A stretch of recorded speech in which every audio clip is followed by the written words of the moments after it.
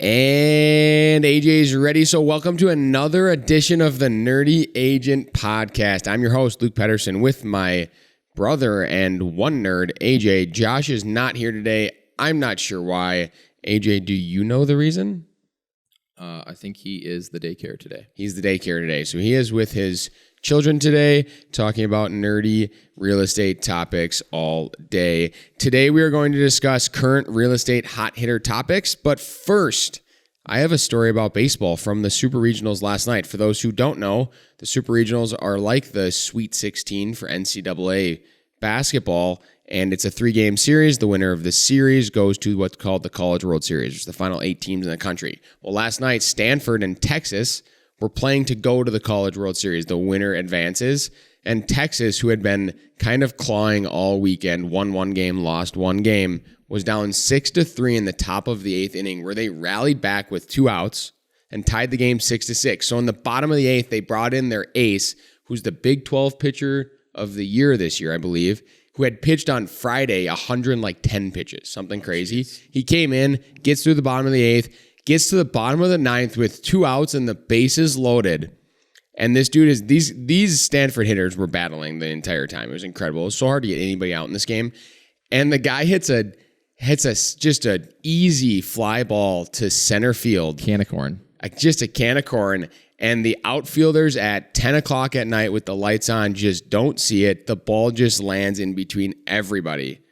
And the season ends for the Texas Longhorns, and Stanford goes to the College World Series. Tough. The reason I wanted to bring this up is because I was sitting there watching this game, and I felt so bad for these guys, and bad for the outfielders who couldn't see it, but especially bad for everybody else on this field.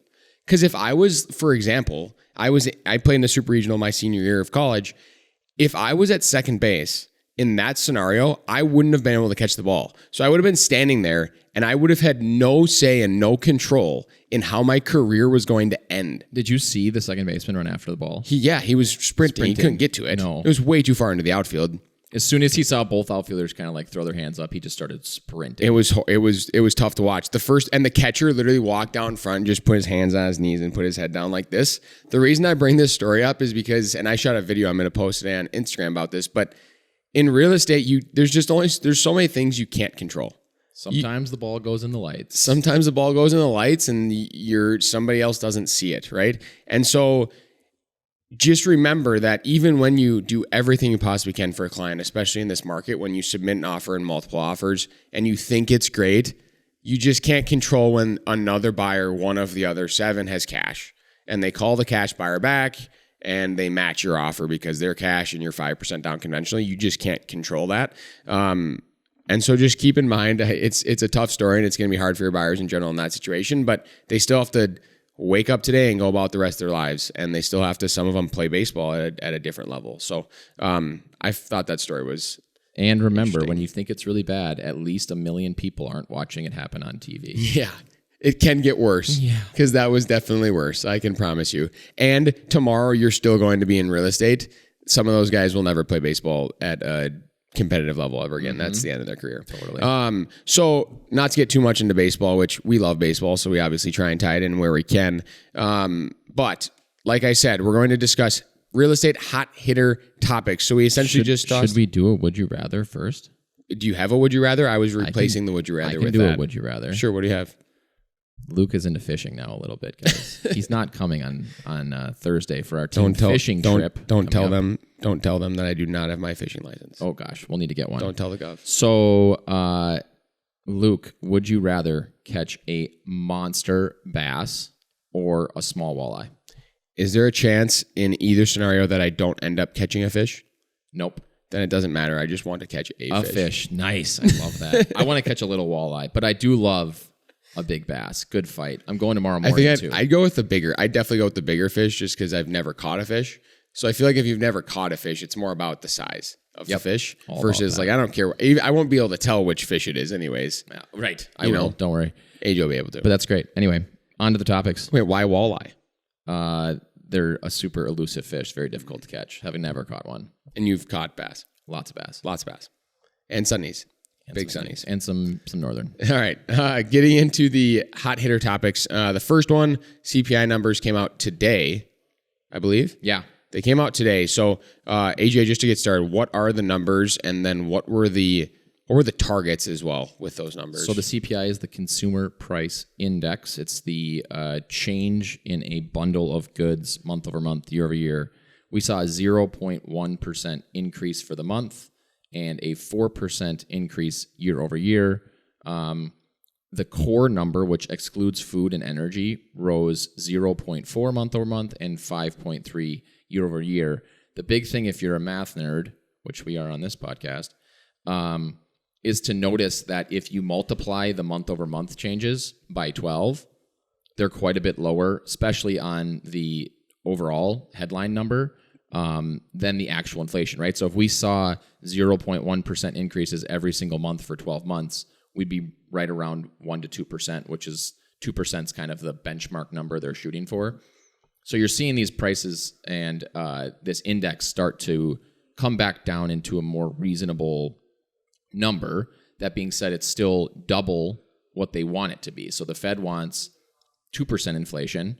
The thing I've been telling everybody that I think is funny is we probably will eventually hit that when all of the bad numbers completely roll off of these metrics. So every month that we have today is going to be better than we had for that same month a year ago. Because a year ago it was really bad. Right. But because even if we return to 2% inflation, we still reset all of the prices at a much higher number than they were before, right? So it's kind of funny, and I know they're using metrics that are more than just this rudimentary type index number, but if, the numbers increased by 9% year over year at one point, right? That's very, very high. It's hard for that to happen 4.5 again. times what they want. You would argue it's almost impossible for that to happen again. It's happened in places, but to have another 9% year over year increase would be a lot. Our Federal Reserve is very hell-bent on making sure it doesn't happen. Yeah. But that being said, the prices still went up 9%. So even if they go back to 2, they still had that happen 11. In the past, right?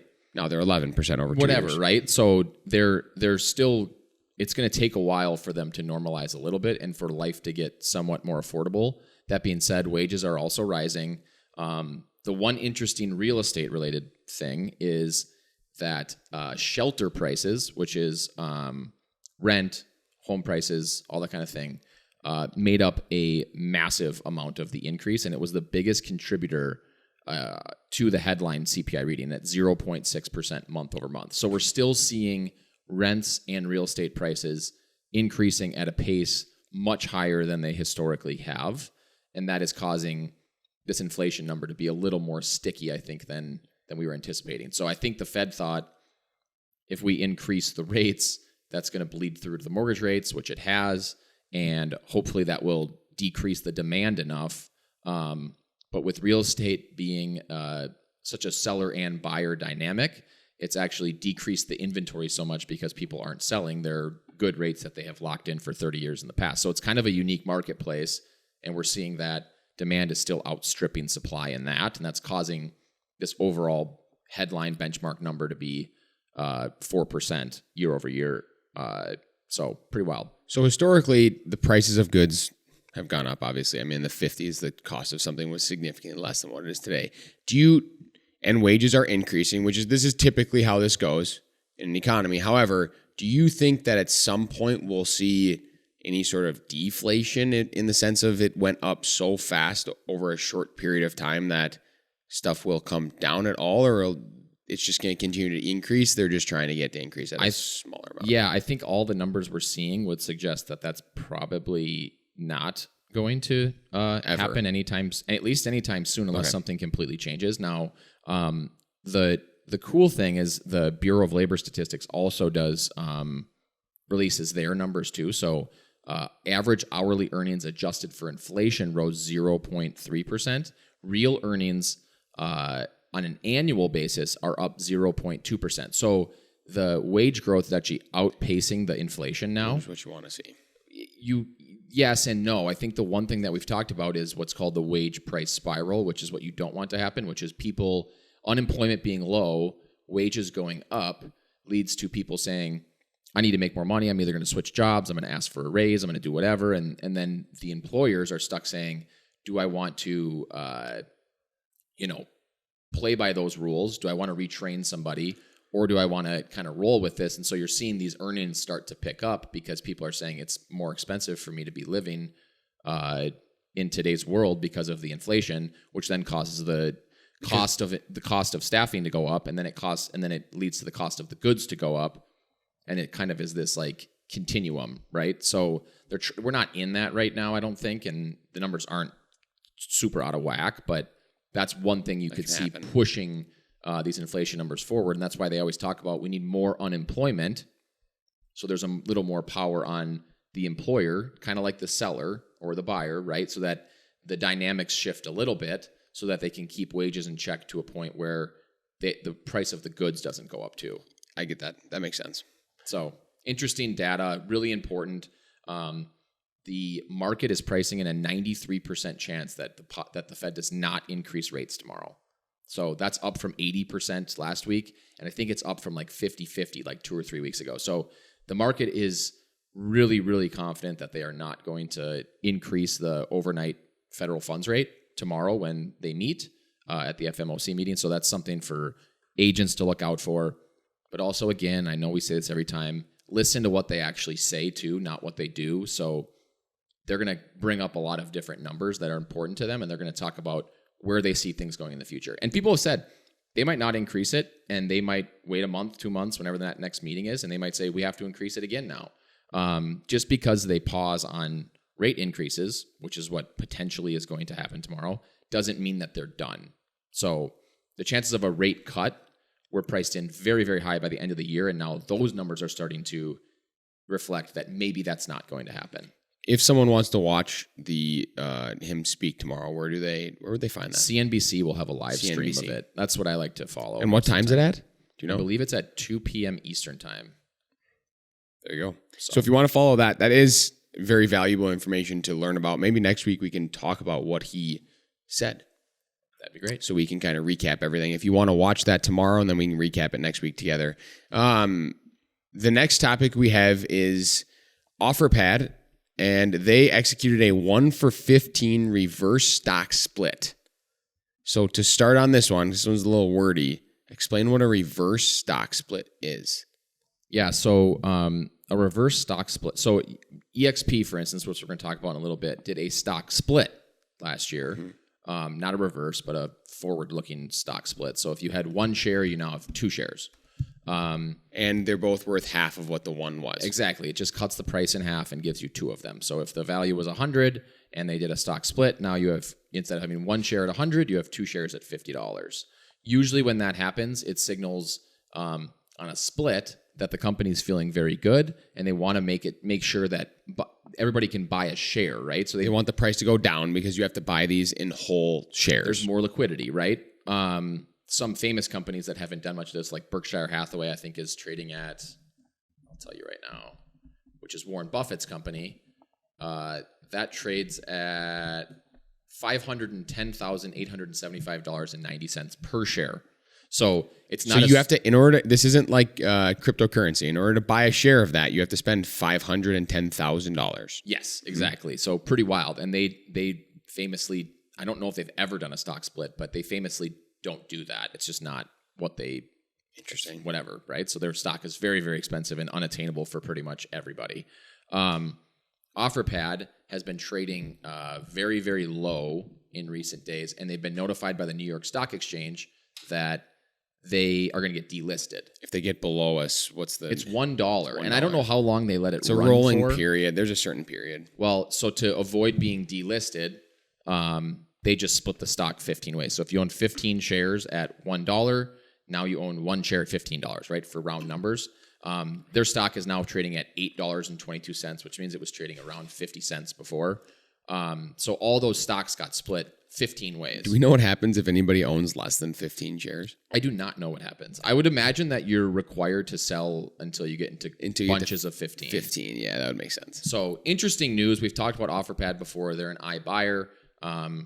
Obviously, it's very beneficial for them to be trading on, not on like the pink slips. So they're wanting to be trading on the New York Stock Exchange. So they converted their stock into now 15 shares is now 1 share with this reverse stock split. And essentially what that shows, like the opposite of where EXP was, where they were saying this is going really well.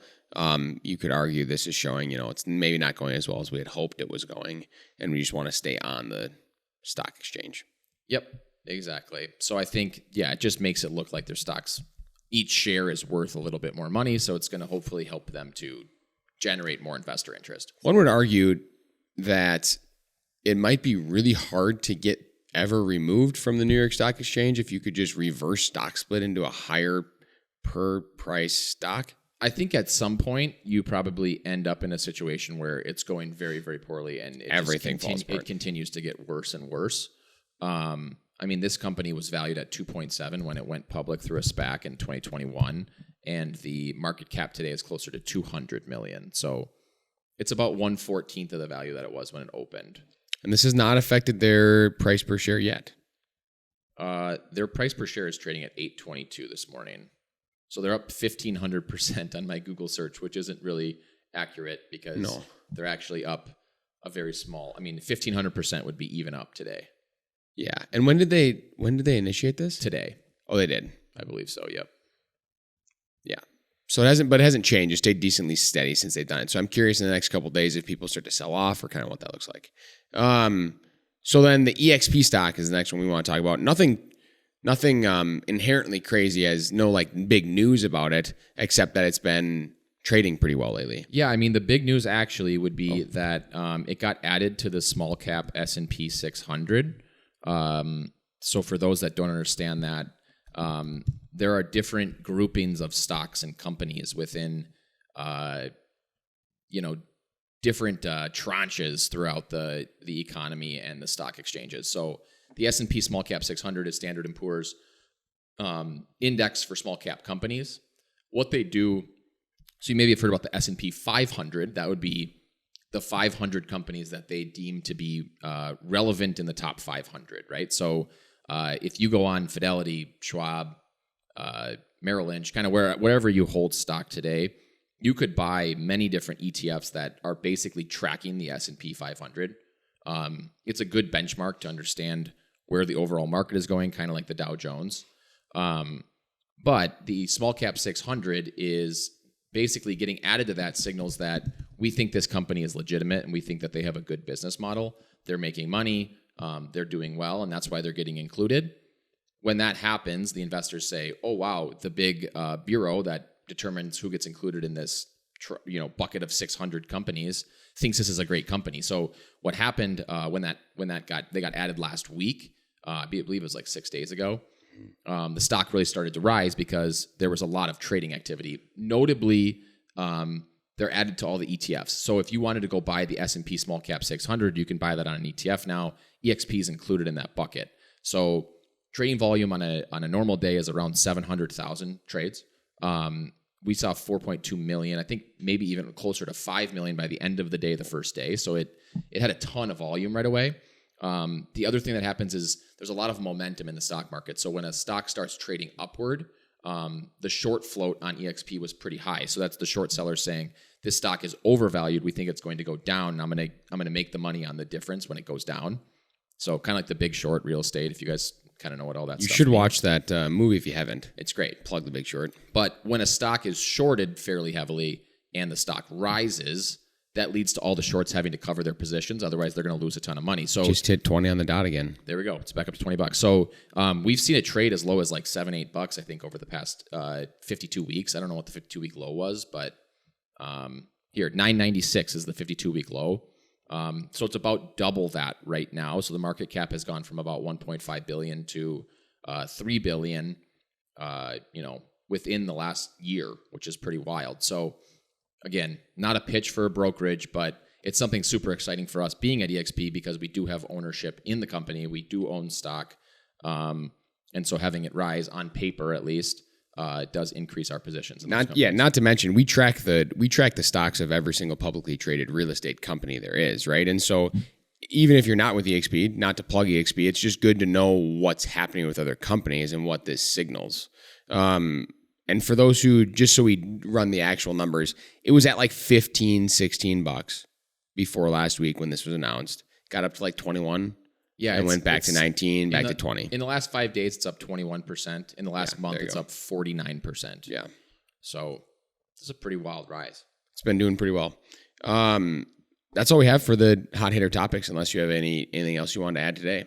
I don't think so. We kind of remixed this one. We're going to have Melanie, our in-house stager, joining us next week, which we're pretty excited about. She's going to talk about all things staging, why it's important, what you need to know about it from a buyer perspective and a seller perspective. So like when you're touring a house and it is staged, what you need to mention maybe to your clients, because it does make a difference on how a place looks. Yeah, absolutely. And I think, again, not to hammer too hard on it, but as an agent, the first topic on the CPI is very, very important. So listening to the FMOC meetings, reading the recaps on them, and then tracking the 10-year Treasury yield and the 30-year fixed rates will definitely help you to better advise your clients. The more that you know about what's going on, the better you can help people prepare and the better you can give them good expectations for the future. If you're confused about that or researching it yourself, your lender, your preferred lender, should have some sort of information about it. You can call them. They should be able to break this stuff down for you in a pretty easy way so you can forward that on to your clients. Awesome. And that's all we have this week for the Nerdy Agent Podcast. And as always, remember, be better.